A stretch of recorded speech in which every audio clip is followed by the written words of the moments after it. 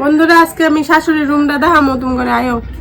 এই যে দেখো পাক্কা রুম একটা বানায় দিছি, কিন্তু শাশুড়ির তো স্বভাব এটা এই পাক্কা রুমে থাকতে ভাল লাগে না বলে এই কাঁচা রুমে আগের পুরানা রুমেই থাকবো। এই যে দেখো শাশুড়ি দেখছো, এই দেখো কাঠের বিছনা, আগে কাঠের বিছনার মধ্যেই বলে ঘুমায় ভাল লাগে, তো সমস্যা কিচ্ছু নাই, কাঠ মুদ্রা কাঠ। তারপরে এই যে দেখো ড্রেসিং টেবিল শ্বশুর বাড়ির থেকে আনছিল, মানে বাপের বাড়ির থেকে। দেখো ভাঙ্গা ভুঙ্গা শেষ, মানে কি কমু আর। এই যে দেখো টিভিটা হলে চলতেছে একটু আর কি।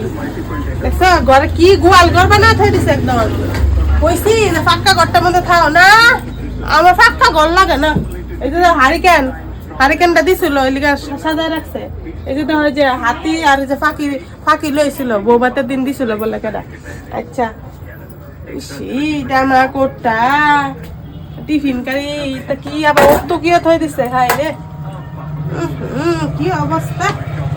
ইস দেখো কত 3টা 4টা টাং থইয়া এনে থই দিছে কাপড় টাং থাকতে। কি গো এটা কি স্বভাব? এই অর্নামেন্ট এইটা আমরা ঝুলা থয় মশারি? আমার এটাই ভালো লাগে। এটাই ভাল লাগে।